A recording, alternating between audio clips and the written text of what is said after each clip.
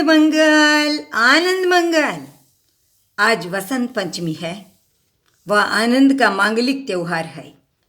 साल के 12 महीने और 3 ऋतुएं हैं, शीतकाल, उष्णकाल और वर्षा ऋतु। शीतकाल की 2 ऋतुएं हैं, हेमंत और शिशिर। उष्णकाल की 2 ऋतुएं हैं, वसंत और ग्रीष्म। वर्षाकाल की 2 ऋतुएं हैं, वर्षा और शरद। हेमंत के 2 महीने माक्षर, पोष। शिशिर के महीनों के नाम हैं माघ और फागुन। वसंत के महीनों के नाम हैं चैत्र और वैशाख। ग्रीष्म के जेठ, आषाढ़। वर्षा के सावन, भादो। शरद के अश्विन, कार्तक। वसंत पंचमी माघ सुद पंचमी को कहते हैं। चैत्र वैशाख में जो ऋतुराज वसंत आने वाला है, उसकी छड़ी मानो वसंत पंचमी पुकार रही है। वसंत पंचमी ऋतुराज वसंत का मानो वैतालिक है। सूखे पत्तों को झाड़कर माघ मास में शिशिर ने मानो वसंत के लिए जगह बना दी है। श्रीमद् भगवद गीता के 10वें अध्याय में विभूति योग में श्री कृष्ण भगवान ने कहा है कि ऋतुनाम कुसुमाकरः, ऋतुओं में वसंत ऋतु मैं हूँ। जाड़े की ऋतु में फूल बहुत नहीं खिलते और वसंत ऋतु तो फूलों का आकर खजाना है मानो, इसलिए उसका नाम कुसुमाकर है। वसंत ऋतु फूलों और नवचेतन का त्यौहार है।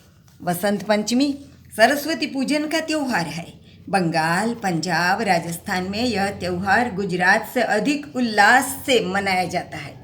पंजाब में सरसों की खेती बहुत होती है, इसलिए वहाँ सरसों का बहुत महत्व है। सरसों के पीले रंग के फूलों की तरह पुरुष लोग पीत वसन और पीली पगड़ी परिधान करके और महिलाएं पीली किनारी वाली सफ़ेद साड़ी पहनकर पीले फूलों से सरस्वती की पूजा करते हैं।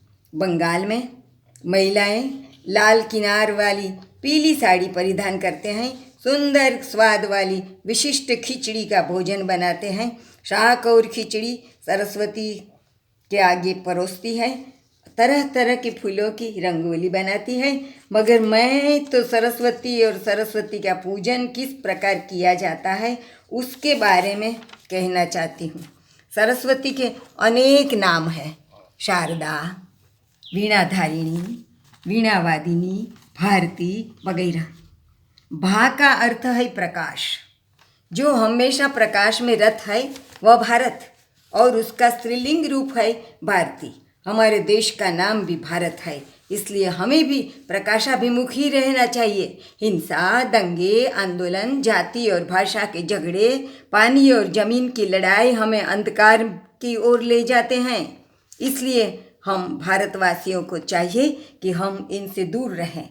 वही संदेश भारत और भारती नाम से मिलता है। तो आज माँ भारती की पूजा हम अपना मानसिक, बौद्धिक, आत्मिक अंधकार को हटाने के लिए किया करते हैं। सरस्वती ब्रह्मा जी की पुत्री है और शास्त्रों में सरस्वती का जो बयान आता है उन सब में सरस्वती हंसवाहिनी कही गई है, मगर हम उनको मयूरवाहिनी भी कहते हैं। गुजराती स्कूलों में बच्चे गाते हैं कि पेला मोर लानी पास बैठा शारदा जो ने। तो आज मैं मयूरवाहिनी सरस्वती की कहानी भी कहने वाली हूँ। जिस प्रकार नवरात्रि में बंगाल में महिषासुर मर्दिनी की बहुत बड़ी मूर्ति की स्थापना की जाती है, उसी प्रकार बंगाल में मंत्रोच्चार सहित माँ सरस्वती की मूर्ति की स्थापना की जाती है। भांति भांति के फूल परोसे जाते हैं। चलें हम भी माँ सरस्वती के पास चलें।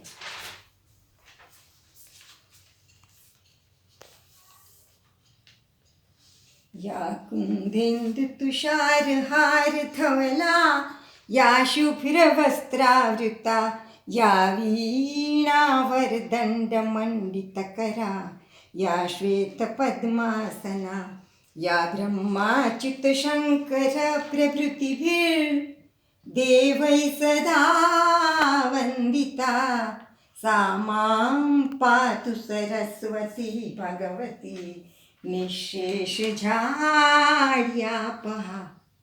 माँ सरस्वती कला की और विद्या की देवी हैं। इसलिए साहित्य, शिल्प, चित्र, संगीत, नृत्य आदि सभी कला के कलाकार अपनी अपनी कला के साधनों और कला को माँ सरस्वती के सामने प्रस्तुत करते हैं।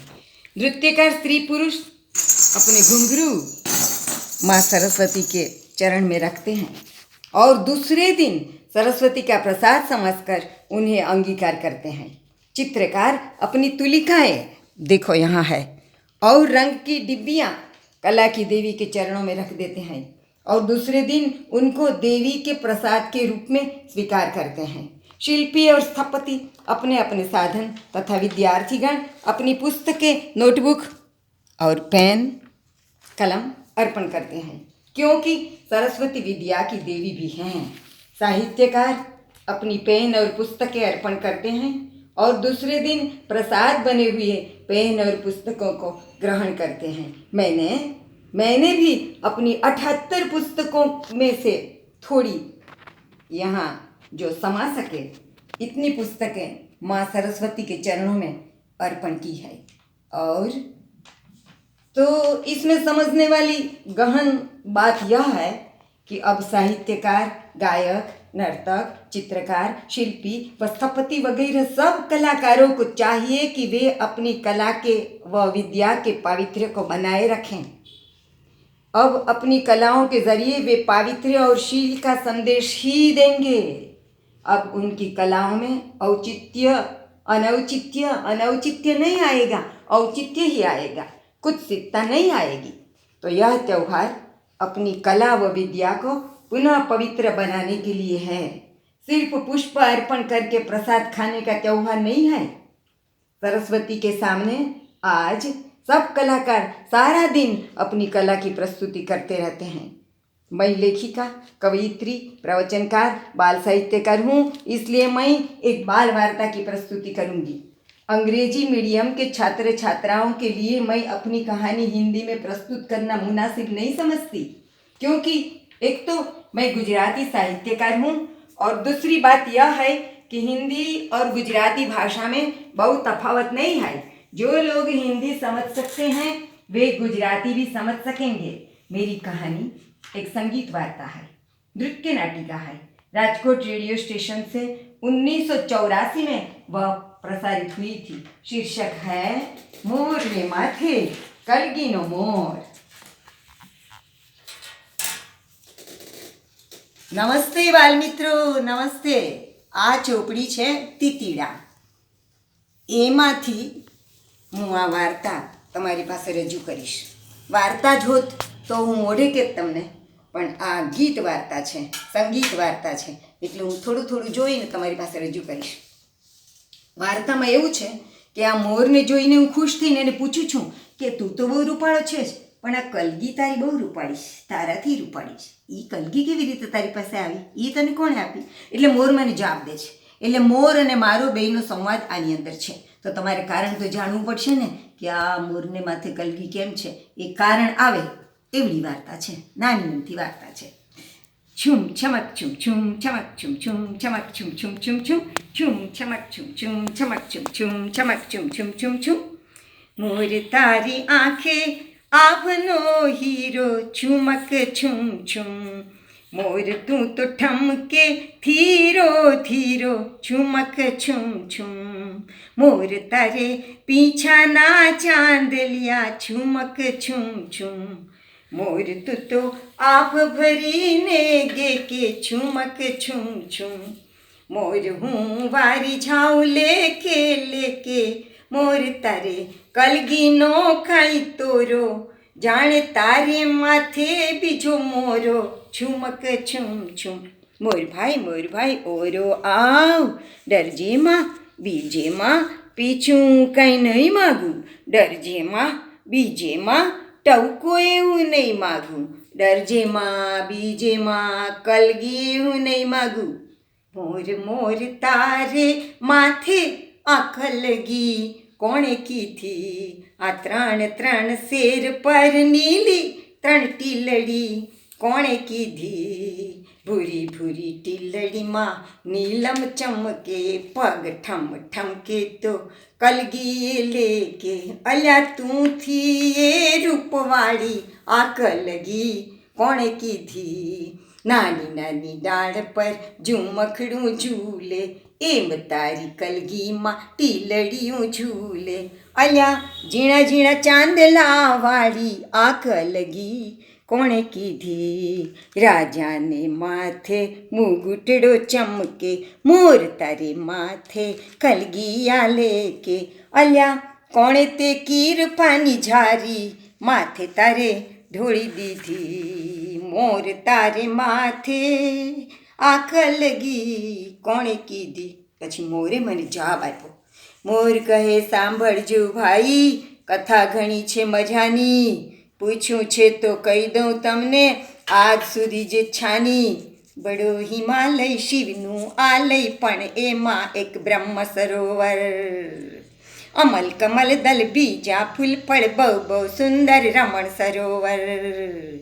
હંસ ને બગલા ઢગલે ઢગલા, ટોળે ટોળા જળ કુકડીના, નામ ન પૂછતા અનેક રમતા, ઉડતા તરતા જલપંખીના. તીર પર રેતા નીરમાં નાતા, બ્રહ્માજી ત્યાં ધાન ધરંતા. બ્રહ્માજીના દીકરી શાણા, સરસ્વતી વીણા વાજંતા. પંખી કિલકિલ ભમરા ગુનગુન, સાથે તુન તુન નાદ કરંતા. ફૂલો ચૂંટતા હાર ગૂંથતા, દેવી શારદા રમણ કરંતા. પણ બ્રહ્માજીને માથે તો ભાઈ બ્રહ્માંડનો ભાર. ઘડીક અહીં તો ઘડીક તહીં, એમ ઘૂમતા દિશા ચાર. ત્યારે શારદા એકલા રહેતા, કંટાળે બહુ વાર. બ્રહ્માજીની પાસે જઈને કીધું રે એકવાર, એકલડી અકળાવતા મને, એકલડી નથી ગમતું. એકલડી અકળાવતા મને, એકલડું નથી ગમતું. તમે ભમો છો બ્રહ્માંડોમાં, અમે એકલા વનમાં. હવે તો આ સરોવર જલમાએ, નાવાનું નથી ગમતું. એકલડી અકળાવતા તમને, એકલડું નથી ગમતું. પંખીઓ આ રાતે રાતે, જાય નિત ઘર ખાટે. હવે તો આ વનઘરમાં બાપુ, રેવાનું નથી ગમતું. એકલડી અકળાવતા તમને, એકલડું નથી ગમતું. મોર કે છે કે આવી રીતે સરસ્વતી રડવા માંડ્યા ને, ત્યારે બ્રહ્માજીએ યુક્તિ કીધી. નીલમણી અઢળક લાવ્યા, સર્જન મંતર રટતા રટતા નીલમણી સગડા વાટ્યા. પિંડ એક તૈયાર કર્યો ને પછી ફૂંક એક મારી. પીછે પીછે ટીલ્લી ટાંકી, ઘડી કાયા આ મારી. ભૂરી ભૂરી રૂપ માધુરી, આખી દુનિયા હારી. છુમ છુમ કરતો નાચ્યો, ત્યારે સરસ્વતી ગઈ વારી. આખે લઈને યું કયું લાવ્યા, મને ખૂબ ગમ્યું રે લોલ. એને પીછે ચાંદલા ટાંક્યા, મને ખૂબ ગમ્યું રે લોલ. એને પાયે ઘૂઘરા બાંધું, પછી નાચ કહું રે લોલ. એને કાજ અન્ન શું રાંધું, મને તાત કહો રે લોલ. એના રાજી પાને કાજે, હું શું કરું રે લોલ. એનું નામ દિયો ને પાડી, નમણું નાનકું રે લોલ. મોર કે, બ્રહ્મા કે સાંભળ હે દીકરી, આનું નામ છે મોર. તારી સંગે રહેશે નિત્ય, રમશે કરશે શોર. કમળ તંતુઓ જમશે, જમશે અનાજ કેરા દાણા. સરોવરનું જલ પીશે ને એ ગાશે મેઘના ગાણા. મેં આવ એમ કરશે. સરસ્વતી તો થઈ ગઈ ખાસી ગાંડી ગાંડી તૂર. ગાવા લાગી મારું ગીતડું, સાંધી વીણાના સૂર. મોર મારી આંખલડીનો હીરો કે ખમ્મા, મોરલિયો મોર જાણે રંગ કટોરો કે ખમ્મા, મોરલિયો. પછી તો દેવી મોટા થયા ને લખવા ભણવા લાગ્યા. સરસ મજાની લાંબી લેખણ બ્રહ્માજી લઈ આવ્યા. સરસ્વતી તો કાગળ કાગળ કાગળથી પછી કાગળ લખ્યા કરે, બસ લખ્યા કરે કંઈ આગળ ને બસ આગળ. લખી લખીને થાકે ત્યારે વીણા છેડવા લાગે, હું સંગાથે ઠમકું ત્યારે પીઠ થાબડવા લાગે. પદ્માસન વાળીને જ્યારે ધ્યાન તે ધરવા લાગે, ત્યારે દેવો આવી એની સ્તુતિઓ કરવા લાગે. કુંદોના ફૂલની સમાન વસનો દોડા સજી સોહતી, વીણાના સુરથી સરોવર તણા પુષ્પો ખીલાવી રહી. પત્રોમાં લખતી રુચા સતત છે, જ્યોતિ થરે જ્ઞાનની, એ માતા અમને ઉગાર જલ્દી અજ્ઞાનના કૂપથી. મોર કે છે કે પછી શારદા દેવને હસી હસી સત્કારે અને દેવ સૌ પાછા ફરતા આશીષને સથવારે. પણ પછી એક વખત તો ભારે થઈ હો ભાઈ, બહુ ભારે થઈ. એક વખત તો ભારે થઈ ભાઈ. દિવસ ઝાંખો ઉગ્યો, પરોઢીએ હું ઝબકીને જાગ્યો, સરોવર આવી પૂગ્યો.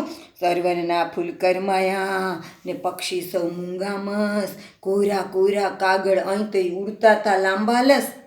મેં જઈને પૂછ્યું, અરે આ શું? સૌને જઈ પૂછ્યું કે અરે આ શું? ઘાટે ઘાટે પથ્થર રડતા, સરોવર જલમાં વમળો રડતા. મેં પંપાળી પૂછ્યું કે અરે આ શું? ફૂલ ફૂલ કરમાઈને મરતા, ભમરા હિબકે હિબકા ભરતા. મેં ઢંઢોળી પૂછ્યું કે અરે આ શું? આજ વીણાના સૂરો થંભ્યા, આજ પક્ષીના ગીતો થંભ્યા. સૌને જઈ પૂછ્યું કે અરે આ શું? સરસ્વતીની પાસે જઈને જોયું તો એ રડતી હતી. શ્વેત હંસની જોડી પાંખે પાંખે આંસુ લૂછતી હતી. મેં પૂછ્યું, મેં એટલે કોણે? મોરે પૂછ્યું. મેં પૂછ્યું કે શું છે કોઈ તો બોલો કાંઈ. બોલ્યા હંસો, સરસ્વતીની કલમ ગઈ ખોવાઈ, સરસ્વતીની કલમ ગઈ ખોવાઈ.